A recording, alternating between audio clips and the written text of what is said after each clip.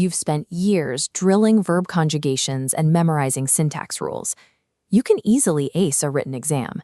But the second someone asks you a simple question in English, your mind goes blank. You freeze. Speech is a physical action, not a visual memory recall task. To communicate in real time, you have to manage your breathing, vocal cord tension, and tongue position simultaneously. This diagram shows what happens during standard grammar-based instruction. The crucial feedback loop between your brain, your ears, and your mouth is completely severed. Traditional schooling focuses on written exercises, leaving the physical muscles required for conversation entirely untrained. Speaking fluently requires retraining your physical reflexes at the same time you train your ear and your brain. We are going to build an interactive daily practice engine using a standard newspaper article to do exactly that. Step 1 is setting up your source material. Pick a short article from an English newspaper. Then, obtain a native audio recording of that exact text to use as your baseline.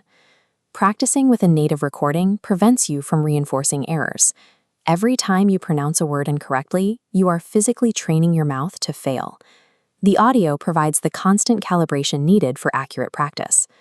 Step 2 focuses on raw vocabulary. Read your article out loud at full volume.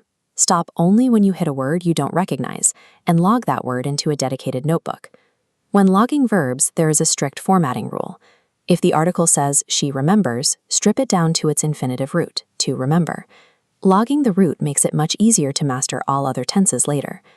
Next, you need a tracking system for how often these words appear. If you encounter a word from your notebook in a second, different article, put a double check mark next to it. That mark signals that the word is common enough to require mandatory memorization. Securing your baseline audio and organizing your raw vocabulary clears the intellectual roadblocks out of your way.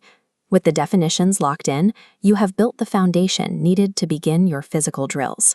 Step 3 shifts our focus from single words to context.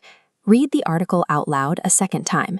Now, instead of hunting for isolated words, look for multi-word expressions that function as a single idea, like putting to rest. Once you identify an expression, actively decode it by speaking it out loud while substituting different pronouns or nouns into the same phrase. Try saying, "he will put his argument to rest," instead of "they finally put their rivalry to rest."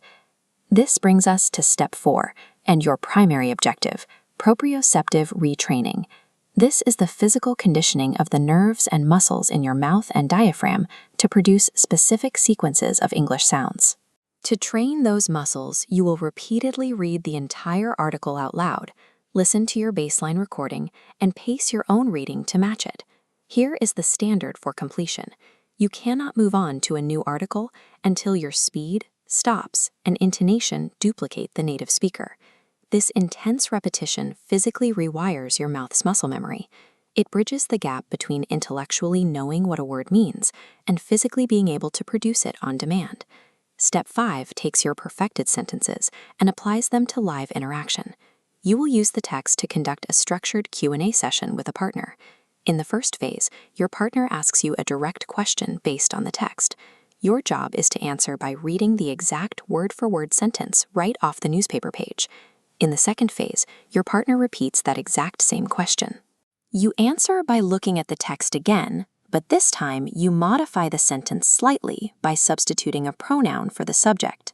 Finally, we hit the critical hurdle. Your partner will ask the question a third time, but the printed text must be completely removed. You have to answer the question from pure memory.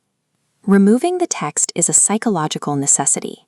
Reading aloud often bypasses the syntax construction centers of your brain. Forcing yourself to recall the sentence without visual help makes your mind genuinely think in English. Moving methodically from exact reading to targeted recall builds the habit of correct syntax. This process replaces the erratic errors of unstructured free speech with the reliable structure of the text. Completing this loop transforms you from a passive reader into an active, physically trained speaker. Look at this 1788 grammar book titled Exercises of Bad English. Traditional schooling has relied on disconnected written workbooks exactly like this for centuries. 1 hour of intense physical drilling does more for your speaking ability than years spent filling in these blanks. Tomorrow, grab a fresh newspaper article, secure your baseline audio, isolate your vocabulary out loud, retrain your muscles, and force the recall. Repeat these 5 steps exactly and never practice silently. English fluency is a physical reflex. It requires the same consistent, high-volume training as any other complex motor skill.